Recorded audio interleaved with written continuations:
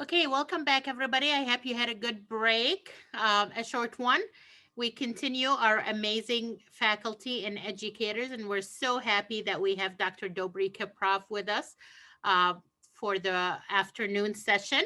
I think that you'll find this to be very exciting, new option and treatment for a variety of things, especially in the world of anti-aging, regenerative medicine, into the world of omics in longevity and lifespan. So we were so happy that he was able to join us today. He has worked in the field of therapeutic apheresis for more than 30 years now and has extensively published in this area and on this subject matter. His expertise also delves into extensive experience with the immune system disorders that lead to the development of therapeutic programs that foster immune system health and longevity through this unique approach. Now we know more and more, really the field of inflammaging immunosenescence is at least one of the keys to the fountain of youth and longevity. So we definitely appreciate all this research that you guys are doing to kind of keep us healthier and happier. He's the recipient of multiple awards and recognition for his contribution in the field of apheresis and immunology. And he's the first physician to be board certified in the field of hemipheresis. So Dr. Kiprov is also currently involved in several clinical trials. So thank you for joining us today, Dr. Kiprov. We look so forward to your presentation. Thank you. So in this presentation, I will discuss the very complex biology of aging. And then we will address a very interesting subject of how an experimental animal model led to all kinds of developments in the field of anti-aging, and also sparked the development of an approach that has the potential to be very effective in the prevention and treatment of a variety of age-related diseases. Over the last century, the lifespan of humans have expanded steadily over the years.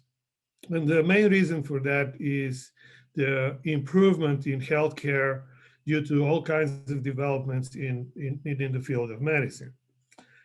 Unfortunately, we know that we can keep people alive with the tools that we have in medicine today, but this does not necessarily mean that we keep them healthy and healthy enough to enjoy life in their later years. So it is known that although we live longer, we do not live healthier. There are a variety of age-related chronic diseases that lead to mortality in adults over the age of 50, and especially over the age of 74. As you can see here, there are a variety of mainly chronic inflammatory diseases that lead to morbidity and eventually mortality over the age of 50, and this exponentially climbs as we get older. So it is prudent to notice that people do not die of old age. People die of diseases. And as you can see here, with the prevalence of these diseases, it is not difficult to imagine that people will die much more frequently of these diseases rather than of aging itself. Now, the chronic prevalence of diseases obviously affects older people considerably more, and this leads to significant financial difficulties for any healthcare system. And as the population grows older, more diseases are recorded, and they require more financing. And this, of course, has led to attempts to create something against aging, or the so-called anti-aging medicine. And a lot of existing big pharma as well as new companies are investing enormous amounts of money to try to conquer this problem. Now, unfortunately, the pharmaceutical approach to anti-aging has not been successful over the last 20 years. Big pharma, as well as the newer pharmacological companies, are looking for a silver bullet, developing miracle drugs like senolytics. And as we all know, this has not yielded any success over the last 20 years. Uh, it is highly unlikely that a single drug can affect a complex biologic process such as aging. And I think that people are starting to realize that, and there are scientists that are leaning into the direction of evolving multidimensional approach to aging. Now, I'm going to discuss with you, obviously in the short terms, but the biology of aging, and just to emphasize how important and how complex it is. In young people, the systemic milieu is well regulated and creates a homeostasis. From time to time, we can uh, move away from the homeostasis if we exercise very intensely or we get sick for a shorter period of time. We get out of the homeostatic, the control room, and we move into somewhat stressful situation. But during the process of allostasis, we go back to normal homeostasis. However, as we age, the allostasis process starts to diminish, and people become more prone to develop a disease. So it is advisable that we address this issue and attack this process right here, where the beginning of the lack of allostasis or diminished allostasis takes place. If we do not, then there is a progression of the problem, which leads eventually to death. However, if we are successful in diminishing this process, we can prolong health and prolong life at the same time. Now, as you heard a lot about proteomics today and yesterday, it is prudent to remind you that the plasma proteins are very important, and they either live in an equilibrium or just create havoc and disease. And it turns out that they do change over the period of lifespan.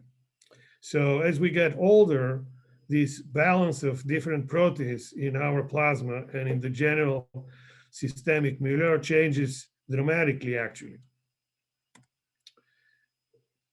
So to address the pathophysiology of aging, I will talk to you about three processes that are very important. They're different in a way, but they're somehow integrated and affect the aging process significantly.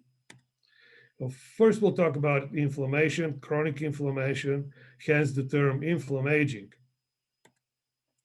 Acute inflammation is the response of the immune system to anything that the immune system considers dangerous. Good examples are viral infections, bacterial infections, and cancer. The acute immune response is normal response, and it is very well controlled by the regulatory system of the immune system, and it goes back to dormant or normal state after the danger has been removed. On the other hand, chronic inflammation is induced either by persistent low-grade infection over the years or by other external factors. It is characterized by lack or incompetence of regulatory cells that are supposed to stop the process. And chronic inflammation can last and usually lasts many, many years and is responsible for causing a variety of diseases, as we already looked at the list of that. This is an article that I highly recommend, and it looks at the chronic inflammation and the etiology of different diseases that are associated with aging and how this whole system of inflammation and different diseases affect the whole body and eventually lead to demise. So Aging is associated with chronic inflammation, and chronic inflammation is associated with all these diseases listed here. This is a very interesting study that points out how infections can affect other parts of the system. So here with the green bars indicate what is expected in terms of developing of heart attack in patients at a certain age, and these are elderly people. And the brown columns indicate the incidence of myocardial infarct and stroke after a viral infection, namely the flu. And as you can see here, the incidence of MI as well as stroke are dramatically increased after a viral infection. And one of the most common things that happen to older people, they get the flu more common despite vaccines sometimes. And as we have seen over the last 2 years, they get some weird infections that affect older people predominantly. So I think that this is very important in terms of how we deal with the problem of inflammation. The other process that contributes to this whole increase in morbidity in older people is immunosenescence, which basically means aging of the immune system. This is a very long longitudinal study that followed many patients over the years and checked their phenotype of immunocompetent cells. And the lighter blue here on top indicates phenotype that is associated with aging. And at the bottom, the light blue indicates phenotype that is associated with younger people. And this clearly indicates that with age, the immunocompetent cells change their phenotype as well as their function. As you can see here, there are changes that involve T lymphocytes, certainly negatively, and B lymphocytes also negatively. The third process that has gotten a lot of attention as well is cellular senescence. And one of the reasons it's getting attention is because there is, of all these other processes, this appears to be the best target for a single drug. So cellular senescence is characterized by an arrest of proliferation and a development of a senescence-associated secretory phenotype, or SASP. Now, SASP is basically an accumulation of inflammatory cytokines, chemokines, and other pro-inflammatory molecules. Now, it is important, especially if we view this as a potential for a treatment to eliminate senescent cells, to remember that senescent cells are pleiotropic. So whatever we develop in order to kill them, remove them, or injure them in other ways may have undesired consequences. So this is needs to be kept in mind. So here's, again, all the hallmarks of aging: the impaired immune system, immunosenescence, chronic inflammation, and cellular senescence, which leads to the development of all these diseases that we mentioned before. So I'm going to move to the interesting experiment that really lit up the anti-aging science and our approach to how we think about aging.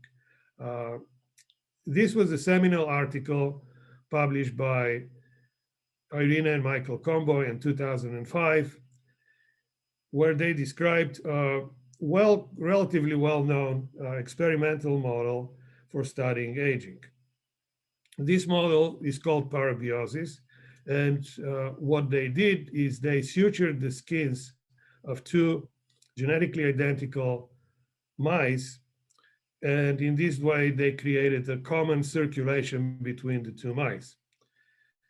And what they observed was that the old mouse became younger and the young mouse became older. They also published that there are morphologic changes that they observed in a variety of organs in both mice, especially the young mouse, and they also observed functional changes in a variety of organs as well. Now, this, of course, was very exciting and led to the belief that somehow the young mouse circulation contains substances that rejuvenate. And since this is a mythologically old concept, everybody became to love it. And they decided that young blood is going to revitalize older people. And let's get young people to donate blood and plasma. We take it, and we're going to be young forever. And of course, there were some jokes made by them trying to demonstrate parabiosis in humans, which obviously is an impossibility. So one thing that people have forgotten is that humans are not mice. So translating an experimental animal model into humans is not that easy. And in fact, it is not common that it's being successfully done. I had been interested in anti-aging for a long time. I was one of the first people to attend the A4M conference many years ago. And when I read the Comboy's article, I thought that this could be translated into human experiments. And I published my hypothesis about that. The Comboys got a swift of my article and we got together. And since then, we've been working together for the last, I don't know, maybe 8-10 years. So the idea is to use plasma exchange as a model of human parabiosis. And I will talk about plasma exchange more in a second. But instead of using another mouse or another human, we use a machine to create this exchange of blood between the older patient or an older individual and whatever we want to infuse back into the patient. And the question is, what are we infusing and is it going to be helpful? So I'm going to try to play a video for you here, and I hope that you can see it and hear it. Zoom has been... Therapeutic apheresis refers to a specialized medical procedure in which blood separation technology is used to remove abnormal plasma constituents or blood cells. Whole blood is removed from the patient into a blood cell separator, which utilizes centrifugal forces to separate whole blood into its individual components: plasma, platelets, white blood cells, and red blood cells. Plasma, or a specific blood cell type, can be removed and replaced with physiologic fluids or cells to treat relatively uncommon, but usually life-threatening diseases.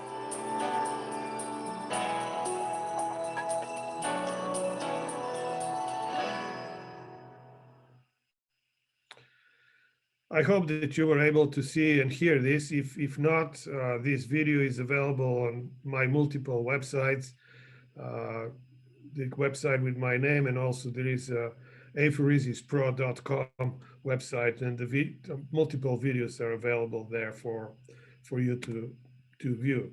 So this procedure is FDA approved for the treatment of many autoimmune diseases. Actually, we treat approximately 100 different diseases with this procedure.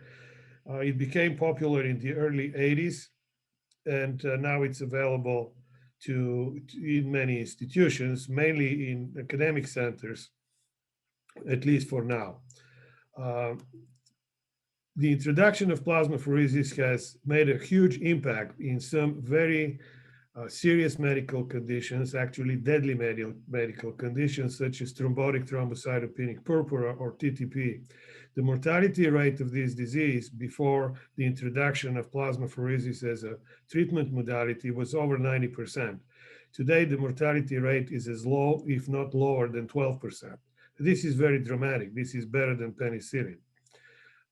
The other aspect of therapeutic plasma exchange is that it works very well. If you have a patient with autoimmune disease, the first thing that people do is give them prednisone. And prednisone does work, but it takes time and it causes all kinds of side effects. Here, this is a patient with myasthenia gravis, a neurologic autoimmune disorder. And this patient on the left side here has a typical ptosis of the eyelid. And what you see on the right-hand side is after the plasmapheresis. Actually, this happened during the procedure itself. So it has an immediate effect. This is why it's very attractive, especially in difficult situations where your patient is in ICU, can't breathe, or has breathing problems or other severe complications of a disease. Then you want to act fast and you want to be successful most of the time. So of interest is we made a comparison between autoimmune diseases and older people. And both autoimmune diseases and older people have circulating autoantibodies against a variety of different antigens, more common ANA as well as antiphospholipid antibodies. As you have probably read lately, antiphospholipid antibodies can be associated with some horrible coagulopathies with or without COVID and some other neurologic diseases. Autoimmune diseases, as well as older people, have numerous pro-inflammatory factors circulating in their blood. And I have listed some of them here. So it only makes sense that you'd approach the elder people who need treatment or preventive approach with a similar approach as we do with autoimmune diseases. So plasmapheresis can remove antibodies, autoantibodies, and fibrinogen very successfully. Another interesting fact is that the phenotype of immunocompetent cells in autoimmune diseases as well as in older people appears to be very similar.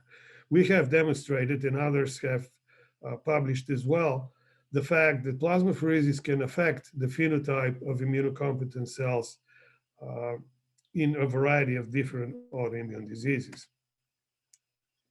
So based on these observations, we decided that plasma exchange may be beneficial in a way that parabiosis was successful in mice. And the initial impression of the parabiosis in mice was that, yes, there may be something in young blood, in young plasma mainly, that causes this rejuvenation to take place. In my original publication, I was very much against this idea because the infusion of plasma during plasma exchange leads to dramatic increase in side effects. And some of these side effects may be relatively mild, but some can be very severe. And in fact, they may be deadly in some situations. So both the Comboys and I just didn't quite believe this idea that infusion of young blood is the cause of the rejuvenation that we have observed. And the Comboys, based on the instrumentation that I use in therapeutic plasma exchange, created a device that does kind of plasma exchange in mice as well. And they also were able to infuse blood without parabiosis, just infusion of blood from an older mouse to a young mouse. And what happened, this is their device, what happened was that the young mouse became older. And we expected that from the parabiosis experiments. But then when young blood was infused into the older mouse, nothing happened. The old mouse remained old. So the Comboys postulated that it is not the infusion of some magical substance, but it's the dilution of the bad stuff that causes aging. And from there, we decided to use 5% human albumin instead of fresh frozen plasma, because albumin is a very powerful antioxidant. It is anti-inflammatory. It is also immunomodulatory, and for all practical purposes, is the most significant protein in plasma. So last year, we published our initial observations both in mice and in humans by basically doing plasma exchange in mice and in humans.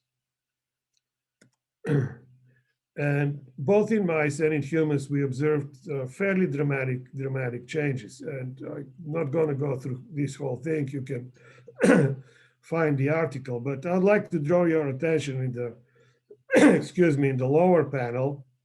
And you can see these two black squares. The one to the very left is pre-TPE. So what was done here is a Petri dish with stem cells was used, and serum from a patient, a human patient, was added to the Petri dish. As you can see here, there was no proliferation of cells at all. In fact, they all died. And if one added albumin to the same preparation, external albumin, again, there was no proliferation. However, immediately after therapeutic plasma exchange, as you can see here, there is robust proliferation with or without the albumin. This is another paper that the Comboys published a little later on that showed how neurogenesis is affected by plasma exchange. And again, I'll bring you back to the paper that describes the changes in the proteome across the lifespan. And that is very important because different proteins change the balance, and this impairs the homeostasis. And I think with the plasma exchange, we're able to reconstitute the homeostasis and the healthy milieu where cells are allowed to function properly and stem cells are allowed to proliferate. These are the proteomics that we have done. To the left here is the mice, and this is in the humans. And in order to save time, not going to go in detail through this. However, there is a resetting of the entire system to health. And some of these studies were done a month after a single plasma exchange. And we found that there is accumulation actually of health promoting proteins in addition to the removal of the pro-inflammatory proteins. And this is a simplified version. This is a paper that's in press now. It's going to be published probably within the next month or so to show the cell culture experiments that I just described, the fact that we remove pro-inflammatory proteins and actually increase anti-inflammatory proteins. This was a surprise to all of us, but it does happen. And here is how we remove certain very common in older people proteins that are pro-inflammatory, such as C-reactive proteins, CRP. So in our experiments with albumin, and this is true for both mice and humans, we are able to remove pro-inflammatory factors and keep them low for extended periods of time. We are able to improve the balance of immunocompetent cells. We provide very potent antioxidant effect by infusion of albumin. And clinically, we have shown decrease in arthritic pain, improve of impaired liver function, improve of impaired renal function, and the fact that we have been able, in the people we have treated so far, to prevent infections. None of our subjects so far has developed any viral infection over the last 4 years. And remember, in 2018, we had the worst flu epidemic in the last 20 years. And these are medical professionals and people who travel a great deal, and they traveled extensively and worked in medical institutions through the entire COVID pandemic. And none of these people got sick without any vaccines. At the beginning, obviously, there were no vaccines at all. So our observations so far are very encouraging. And this is how we treat the pathophysiology of aging, which, as we saw, is very complex. We have inflammaging, but plasma exchange removes the pro-inflammatory factors. We have cellular senescence, but we can remove SAPs with plasmapheresis, and we have shown that we can do that. And there is immunosenescence, and we successfully affect the phenotype of immunocompetent cells. So we throw all this garbage out in and remove the old milieu with the healthier and younger systemic milieu.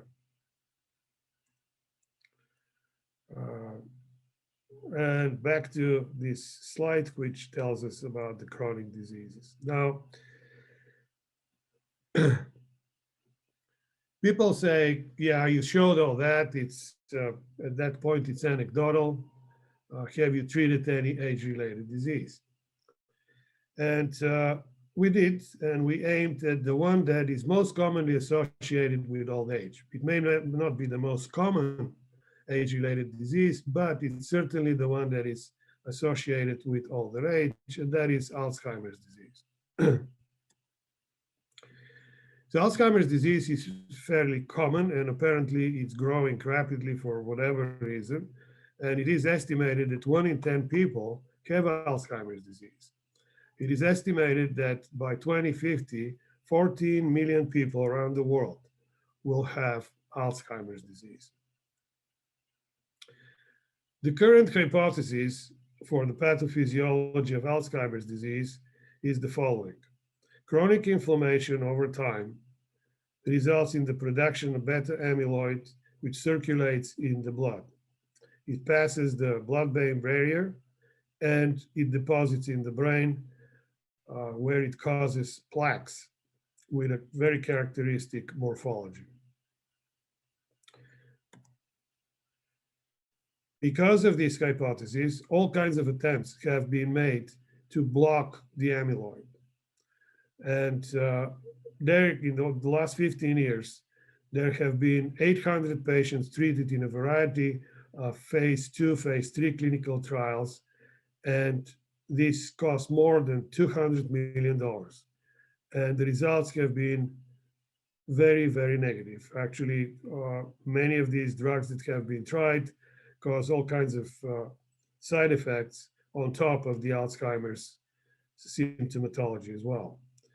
So the disappointment of these trials is so serious that people have raised the question, is the hypothesis about amyloid plaques really the reason for the disease? So we still don't have an answer to that.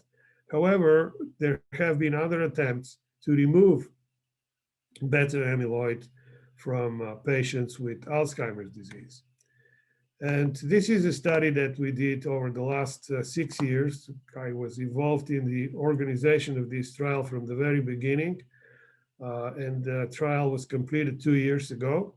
And it was randomized controlled clinical trial of plasma exchange with albumin replacement. And the control group underwent sham pheresis, which is a very difficult thing to do. And it's also a very expensive thing to do. So as I'm going to continue, I'd like to give credit to the company that sponsored this study. It's a Spanish company called Grifols. And it is interesting that they really had no chance of really monetizing on this trial. And yet they did it to help people with Alzheimer's disease. So this trial involved 496 patients. They were treated in 41 hospitals, as well as outpatient facilities. The majority of them were treated in the United States, and some of them were treated in Spain. The actual involvement of a patient involved 14 months. So we treated them and we followed them for 14 months. This is the abstract of this study. And without taking you into details, we were able to show that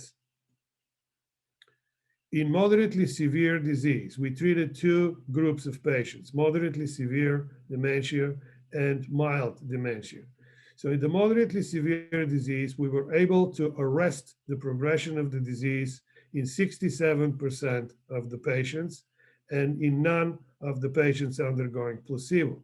Interestingly enough, we were able to arrest the progression of the disease completely in patients with milder forms of Alzheimer's disease. And we have a new publication that's going to come out later this year, where we have looked at some secondary endpoints, and these are more clinical. And in the clinical endpoints, we clearly demonstrated that some of the patients, especially in the milder group, experienced fairly dramatic neuropsychologic changes for the better.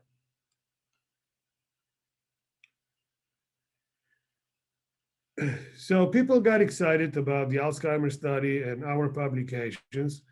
And one of the common questions that we get, and obviously justifiable, is, well, how safe is this procedure? Or do we see adverse reactions of therapeutic plasma exchange? So the overall response in the so-called experts in the field is, oh, this is, very safe procedure. Well, I pulled some of the publications about adverse reactions of therapeutic apheresis, and these are all from significant medical centers around the world. As you can see here, the percentage of adverse reactions varies fairly dramatically from one place to another. The green bars indicate all adverse reactions, and the brown bars indicate the percentage of reactions when you do exchange with fresh frozen plasma. And you can see now why I was against the use of fresh frozen plasma, the dramatic increase.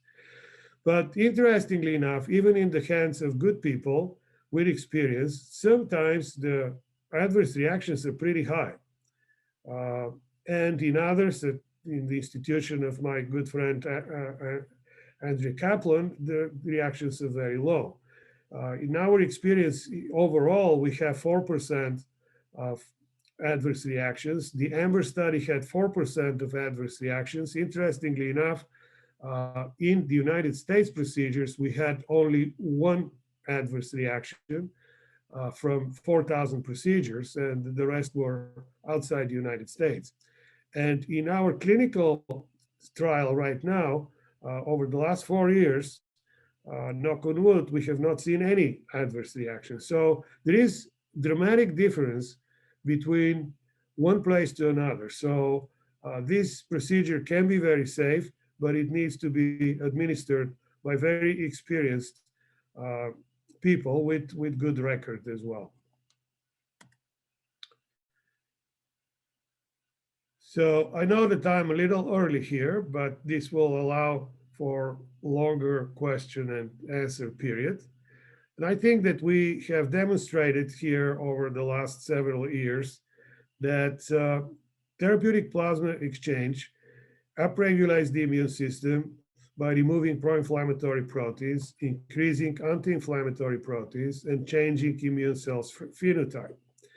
These and other properties of TPE make it a powerful tool for the prevention and treatment of age-related diseases.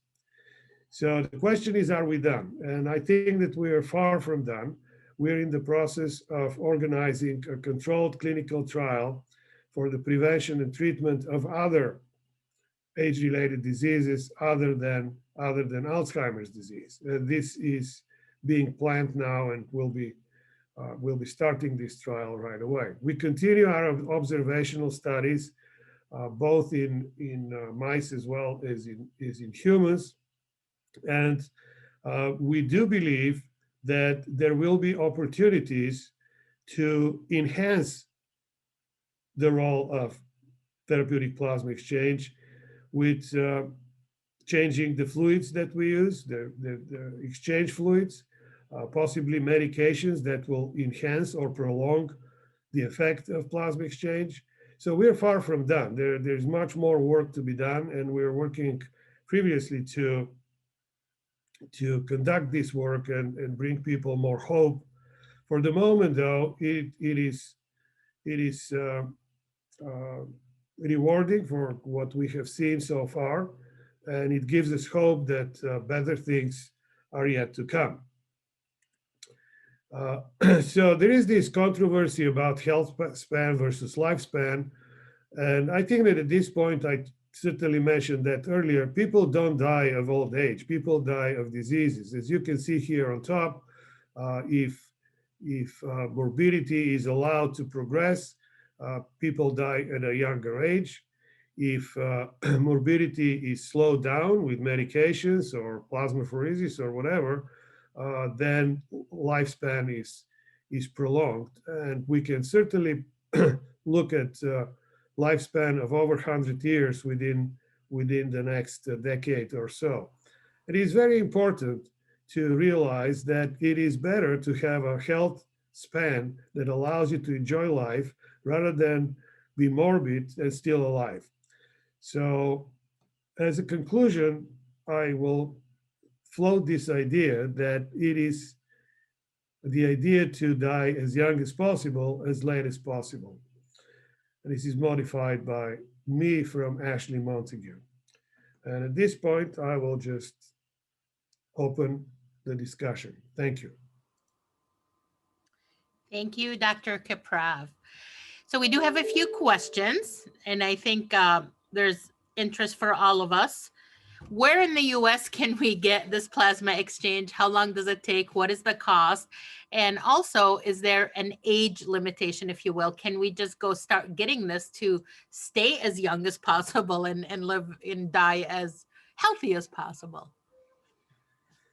At the moment, we have a nationally approved IRB protocol that is ongoing. We have one facility in San Francisco at the moment that's available. And for the moment, people travel actually from around the world, including Australia, to come and get the treatment. They're involved in the protocol. And we are in the process of opening additional clinics, and hopefully we'll have several before the end of the year. The way we open clinics is to educate the physicians and the personnel there. We perform the procedures in every clinic. We do not rely on other people to do the procedures, but we train the personnel, certainly the physicians, so that they can supervise the procedures, although we are constantly available to them. I don't believe that people who decide to buy a machine and become immediate experts is a good idea. As I showed you, side effects can arise, and they do arise, and this is the last thing we want, because many of these people that come to us, they're relatively healthy individuals. The last thing you want to do is harm them. So that's very important. We have two different schedules depending on the phenotype of the patients, as measured by proteomics and other laboratory tests.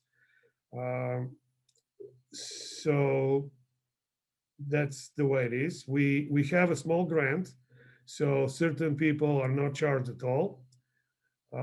Others are charged, and I am not at liberty to reveal the actual dollar amount, but we do provide free consultations, and after evaluation, we mention price. We have people who really need the treatment, not only for anti-aging, but for other reasons, and we keep our grants to be able to help people who cannot help themselves. And in terms of age, we treat a variety of autoimmune diseases, as I mentioned, and regardless of age. They can be children with certain diseases, they can be young adults, or they can be elderly individuals. In the study that relates to anti-aging, the cutoff is 50. We do not accept patients in this protocol below 50.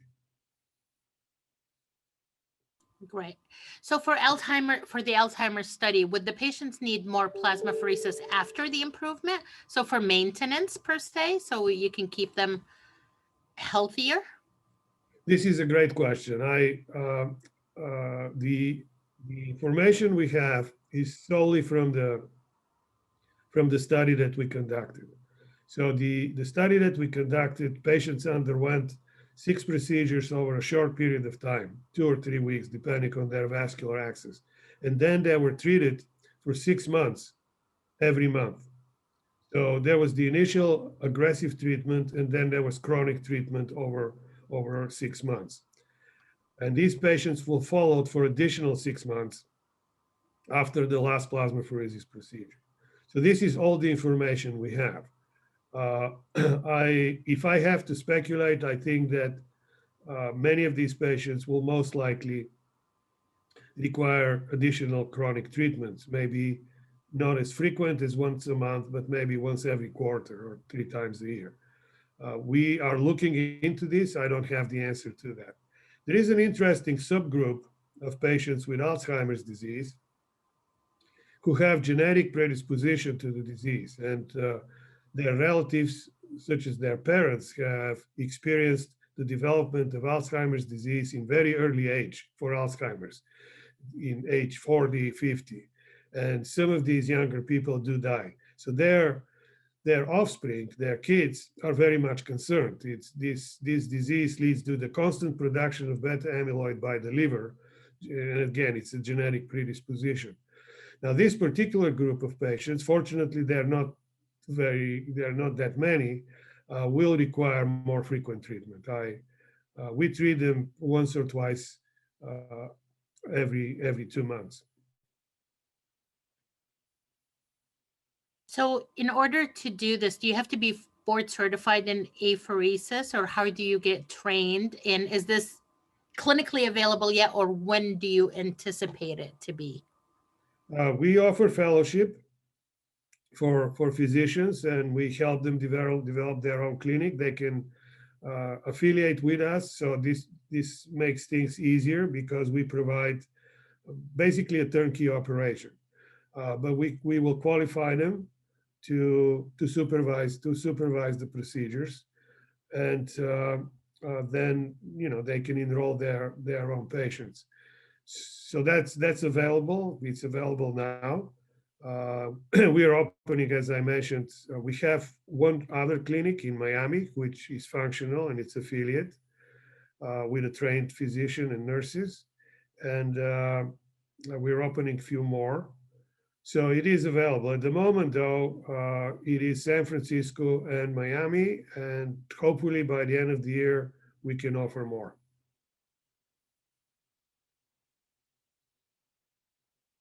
This currently, I know, is under grant and IRB approval. Is this covered by insurance under certain settings with approved or trained physicians like yourself? Not to my knowledge. I think that for Alzheimer's disease, we hope to have an approval after the publication of our second paper and the publication of the ASVA indications, which will come in 2023. As you can probably guess, the majority of the patients with Alzheimer's disease are Medicare beneficiaries. And Medicare is not an easy organization to work with. So we are already working with Medicare to try to approve this treatment for Alzheimer's disease. I expect this to be a slow process, so I would say 2 years from today. For the anti-aging, I think that before we do our controlled clinical trial, which is in the planning now, it will be very difficult to obtain insurance. For autoimmune diseases, that there is enough publication and clinical studies to show that therapeutic plasma exchange is effective. There is insurance coverage, mainly from private insurance. And in order to get the insurance coverage, you have to be an approved provider for a certain plan, like Anthem, Blue Shield, and so forth. You have to be an approved provider. Sounds great. And then the last question is, how can they get in touch with you? Is that the Kiprov.com website for training or further additional info? I put that in the chat Yes. for everybody, but Yes, there is a contact form, there is a telephone number, and there is an email address for me. okay.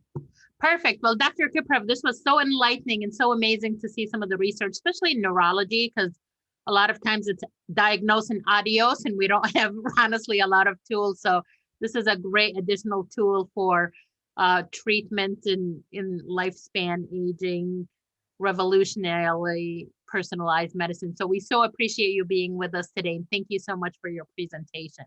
Thank you for having me. Take care.